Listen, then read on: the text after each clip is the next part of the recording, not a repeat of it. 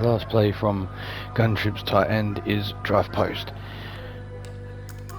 So we'll call it, we'll go cover 2 to start with, and we'll move it back, give ourselves some space to work with. This play's generally one of the plays that I can hit a pretty big play on at any time, and as always we have the trip side to the wide side of the field. So all you want to do is streak your tight end, motion over Diggs, and put Beasley on and out, triangle on and out there, and the play should look something like this.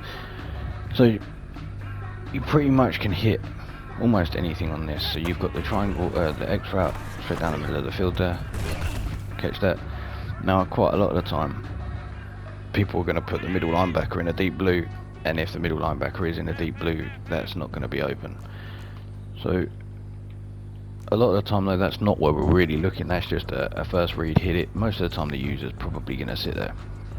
But what the X route does is it runs the middle linebacker and, well, all of the linebackers, it pretty much runs all of them off, allowing us to throw this square route with a low ball, low bullet pass it, and you know, it's an easy, well, I think that was 8 yards or so. Possession, catch it, get down, take your yards. But the primary use of the square route is actually just to hold the user in place. The user is going to get held in place by that. The X route's going to run the coverage off, and we're going to hit the McKenzie circle route over on the other sideline. So we drop back, and it's in a wide open area of space. I even led that one down, and possession caught it.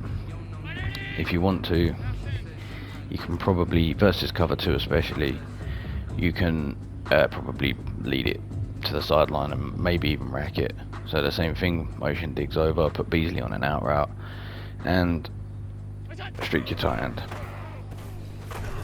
Pressure came in there, but you can see we'll have a look on the replay. As always, practice mode, the pressure comes in much faster than it does in an actual game. They get some insane shed animations. So we have square wide open here, throw that, take your yards, and the user can't play both of these, they cross, and the user pretty much has to make a choice which one he's going to take. If he takes square, the general aim of square is to attract the user. The user is likely to play square, and X has ran the coverage off, and circles in a wide open area of space here, and this is where we would ideally want to throw the ball. If you can't, you always have your check down here. This is here to attract this cloud zone here. It's just to pull him down. You can also throw it, but the idea is mainly to hit this route here. You're pretty much wanting to hit one of these two routes that cross over each other at this point. If the user goes with the underneath, you take the deeper one. If the user goes with the deeper one, throw the underneath. And the concept works for every coverage.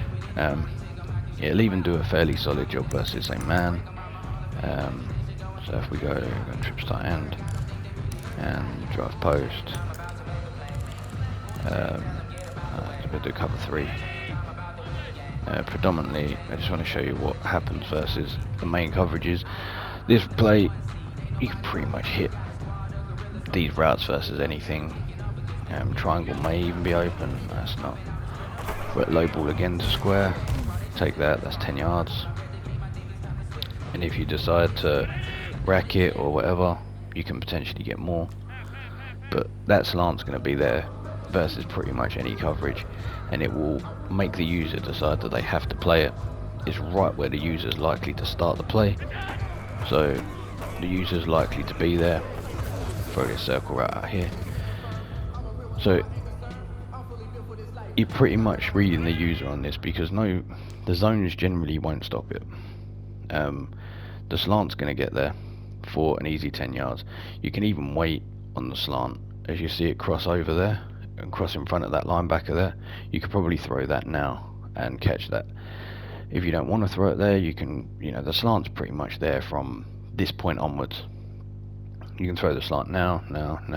Just throw it with a low ball L2 pass. You can throw the slant all the way across there, and then once it gets to about here, the slant's starting to get covered a little bit, but the user's going to have to choose which one he plays. Does he either play the slant or does he play this crossing right here? Because if you doesn't play the crossing route, you'll throw this ball in here. And I was under a ton of pressure throwing that. Normally you won't be, but it's an easy throw. Make that look at the space he's in. He's in a ton of space. The cornerback's been ran off by the streak, and just throw this ball in here and take your yards. Now if they play something like a cover 4, may do a better job of stopping this, but even then, not really. We go 1-4-6, cover 4 drop. This is probably the most effective cover 4 in the game for stopping deep plays. So now if they do decide to drop their curl flat zones back, that Singletary route there, the little hitch route that he runs, that will be in 15 yards of space easily. Check it down to him and take your 10 yards.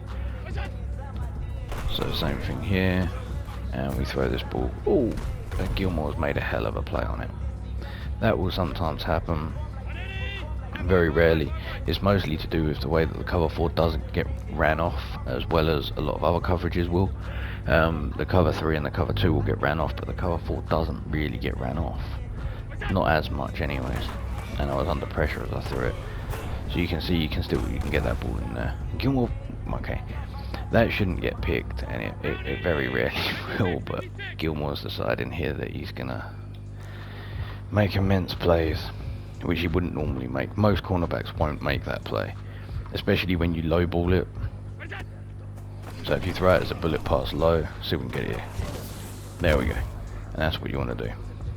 And you can fit it in versus anything, but you'll be able to see that we probably have most of the stuff open. So our little running back route, if you need to, you can check it down there. Wouldn't advise it, but the square route coming across the middle of the field, that's wide open. You can throw that low ball pass, easy picking it up.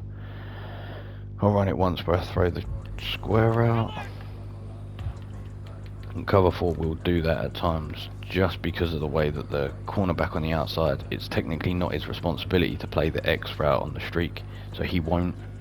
But as you can see, square route comes across the field, throw that low ball, pick up 10 yards.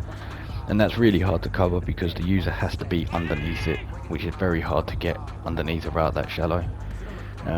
We'll run it once against man coverage. This is where your route running comes into being important. Ideally I wouldn't run this play versus man, but if you do, you want to do something like this. We'll keep this exact same setup even versus man. Diggs is probably not going to win here because Gilmore has his X factor.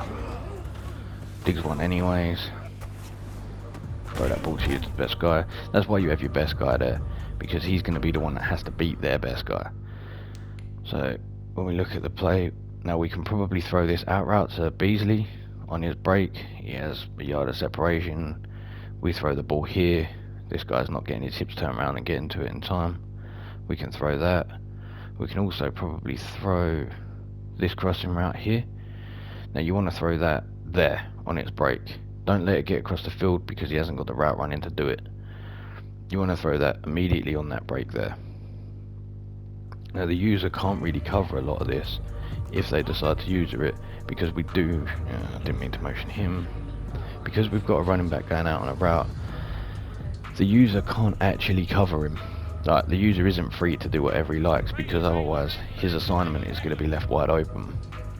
So generally the user is going to be on the running back. That's where the user normally will sit, on the running back. But the user can't run away and cover, say, the slant to Diggs that gets open, because Singletary is going to be wide open in the flat there. So we can throw this ball here. Oh, that wouldn't normally get played like that. But in general, I wouldn't recommend running this versus man anyway. But if you do have to run it versus man, say you haven't got much time left on the play clock or what have you, your reads are pretty much going to go triangle here, even though I have had that picked before. But in general, you want to throw this out route to triangle or the slant to Diggs. That's pretty much your two reads versus man. And if the user doesn't cover Singletary like he's supposed to, throw out Singletary. Look, you can throw this.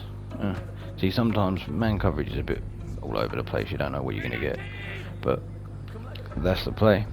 It's a pretty solid chunk play versus pretty much all zone coverages. Man, it does an okay job versus man coverage. It's probably actually slightly better. See, this one should be better to Beasley out here. I don't know. So you just, man coverage is just relying on dice rolls. You never know what you're going to get. You can also throw this one as a low ball, I think. I don't know. Well, Gilmore versus a crap corner wide receiver like McKenzie, he's going to win every time. But that's the play, and I'll catch you in the next one.